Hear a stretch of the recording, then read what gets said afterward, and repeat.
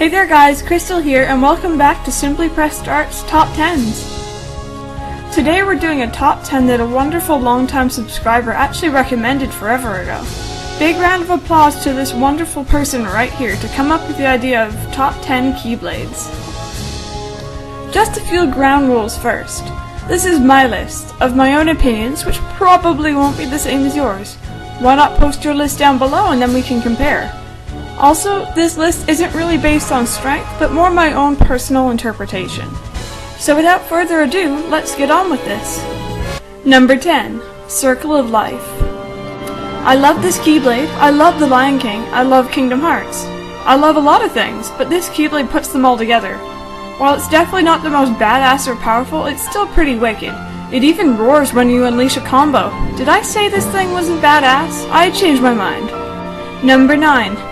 Metal Chocobo. I hated fighting Cloud in Kingdom Hearts 1.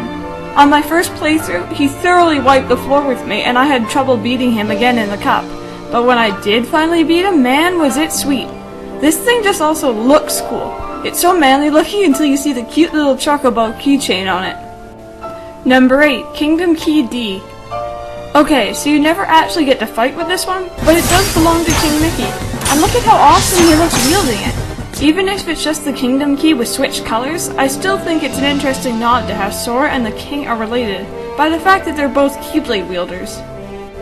Number 7. Chaos Ripper. I still don't know why I like this Keyblade so much. It's pretty cool looking and powerful, but doesn't even compare to the other endgame Keyblades in Birth by Sleep.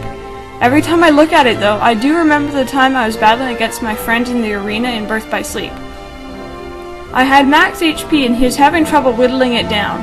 I let him get me down to one last hit before I, Trollface initiated, jumped in the air, dodged his attack, and cast Cure. His shock was hilarious. Number 6. No Name. This one is simple. Number 1, it looks cool. Number 2, it is cool. And 3, it was a bitch to get. Which meant finally getting it felt awesome. The only reason why it isn't higher on this list is that it might have been too much of a bitch to get. Number 5. Bond of Flame. This one is more of a sentimental one for me. I never actually used this Keyblade in any of my playthroughs, as by the time you get it you should already have a stronger one. But the fact that you get it after Axel dies makes it all the more cool for me. I really liked Axel, regardless of the bad hype he gets from his over-ravenous fangirls. Number 4. One-Winged Angel. Just like No Name, it was the act of getting this one that was totally worth it. Sephiroth is meant to be hella difficult to fight in every game he's in. Defeating him with his epic theme playing in the background is just so rewarding. Number 3. Earthkeeper and Oblivion. So technically they're separate Keyblades, but in the games they represent very similar things, and you get them very close to each other. I personally love the look of Earthkeeper, but I enjoy fighting more with Oblivion. And they also represent Kairi and Riku, which makes it totally awesome when you see Roxas dual-wielding them. Number 2. Ultima Weapon. Yep, this isn't number 1.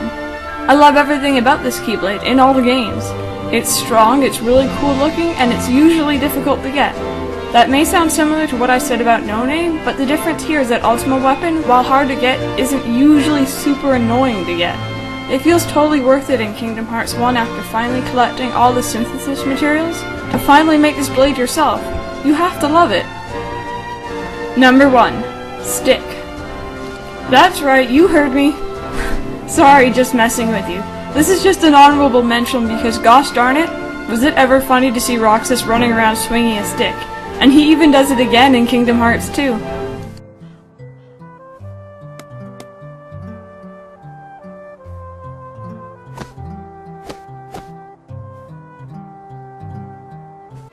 Number 1. Kingdom Key. I know what you're thinking. Crystal, have you lost it? It's just the basic key you get at the start of almost every game. Well, that's my reasoning for having it at the top spot. It's a very well-known symbol of the franchise, and one that everyone who's played the games knows. Seeing it reminds us of where the series have come from to where it's going. Just because it isn't powerful doesn't mean it's not a great Keyblade. And as always guys, remember to like, comment, and maybe even subscribe. This has been Simply Press Start, where gaming is as simple as pressing